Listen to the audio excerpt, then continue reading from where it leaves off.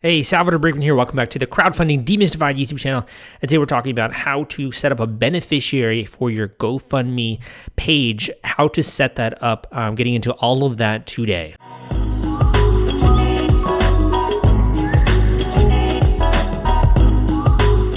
Okay, so let's get straight to it. How do you set up a beneficiary so they can receive money if you run a GoFundMe fundraiser? So this is what you got to do. First, you're going to go to your dashboard and you're going to click Start a New Fundraiser. You can log in via Facebook. You can log in via whatever, if you want to create an account, you can do that there. And I'm going to start by entering what my goal is. So $1,000 is what most campaigns raise. So I'm just going to put $1,000. We're going to have the campaign title. We're going to say test, beneficiary, who are you raising money for? Myself or someone else, not a nonprofit. We'll say accident and emergencies. And I'm going to say I'm raising money as an individual. So I'm the sole person who is running this campaign. Or you could raise money as a team and you can invite other people to raise money on behalf of this particular cause. So we're just going to say an individual. And as a reminder, the platform fee charges a transaction fee of 2.9% plus 30 cents per donation, and that's to cover credit card processing. But GoFundMe also will ask your donors upon checkout if the donor would be willing to donate to GoFundMe. And that's how they are able to cover their costs, basically, is they have a different model where they're not charging a fee for you as the organizer, they're charging a fee to your donors. And it's kind of a suggested donation or like a tip, if you will. So that's kind of how they monetize this site. We're going to click next, get to the next page here. We'll add a cover photo or video. So this will really going to help when it comes to making your page stand out. So I'm just going to upload a random photo here. Click save. I should probably reposition it, but this is just for an example. Then we'll say why we're raising money. And on the right here are some suggestions, right? Who are you raising money for and why? I'm raising money for this individual, raising money for these reasons. And you'll want to put a lot of thought into this and ideally, upload some photos if possible. We'll say that's there, complete. Now we have to go and set up, right? And we'll remind you when to set up withdrawals once you get your first donation. So we're going to say next.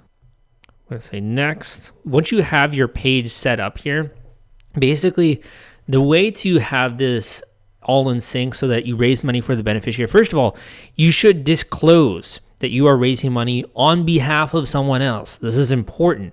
Not only from like a legal standpoint, I would say, but also just from a transparency standpoint of letting people know that you are not the one who's going to, have these funds. You're actually going to be giving this to someone else, right?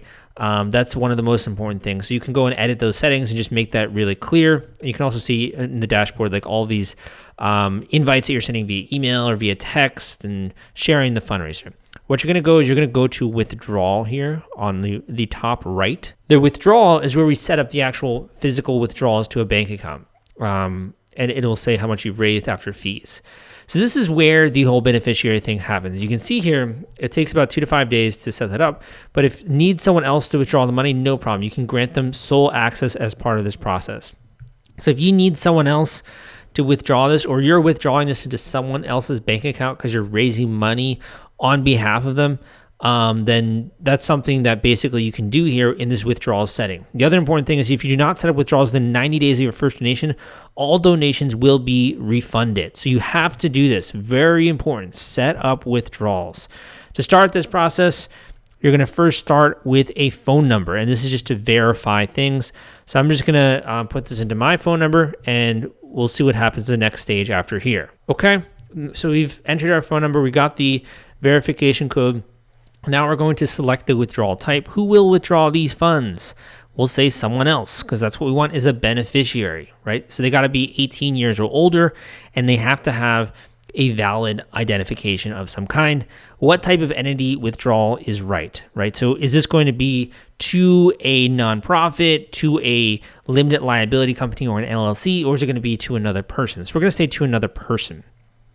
You can also read some of the information here if you'd like to. And we're going to click next. Who will withdraw the money raised, right? So I'm just going to say that this is another person, right? So when we do this, you grant full access to that person to withdraw the money raised. This person will be able to see the donor names, send thank you notes, post campaign updates, right? So this is really giving a lot of access to this individual. So obviously make sure that it's someone that you trust here. But this is really where that's going to start. Before you do this, you're going to say you're about to give away all of your campaign's money to this, and then you say invite beneficiary. Okay, so I sent this beneficiary email. We'll then see if it was accepted or not. So there's a whole process here where we say invitation sent to my spam email account, which I don't even use. The beneficiary, did they accept it? And then is the money withdrawn? So this invite gives you a timeline where then you'll go into this process. And that is pretty much it. And at any point in time, if you want to, you could cancel that invite and the beneficiary invite will be canceled, and you could set up another person if you want to with the beneficiary if you send it to the wrong email or something like that.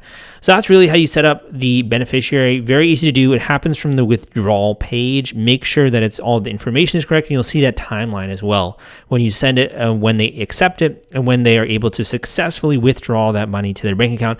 If I were you, and you're running this for someone else, just from a legal protection standpoint, I would take screenshots of the time when someone does accept that money into their bank account in case they claim in the future they didn't get it or something like that, right? Always important to back up what you're doing when it comes to online work, and particularly when it comes to money, right? When it comes to, if you're raising a significant amount and you raise $80,000, let's just say, using a GoFundMe campaign, you're going to want documentation in case anyone turns around and tries to say they aren't happy with something. So just something to be aware of. If you're interested in getting help with running a GoFundMe campaign, you can always book a one-on-one coaching call with me. Just go to the link down below. You can book a one-on-one hour-long intensive call with me. If you have a budget as well to have someone help you with your project, we can also discuss about that and ways in which we can set you up to raise even more money, whether it's with GoFundMe or Facebook fundraiser or whatever. So we can also discuss that. But finally, I have a great book out there called Crowdfunding Personal Expenses, which is available on Amazon, Audible, and also as an ebook version. So Crowdfunding Personal Expenses is really good. I also have this incredible course, man, which is called the GoFundMe Cash Machine, which is actually some of my best stuff when it comes to GoFundMe. A lot of the tricks I've discovered over the years to raise more money. So I'll link that up down below. The GoFundMe Cash Machine is the real deal, as well as giving you templates and things to easily follow, copy and paste stuff for raising money. You don't want to spend all that time. You don't want to hire someone else. You can just use this online internal training system that I've developed, and in that way raise more money with your campaign. Hope you enjoyed today's video. Give me a thumbs up. Come subscribe to this channel if you want more content like this. Leave a comment down below if you got questions. I'll try to answer them, and I will see you next time.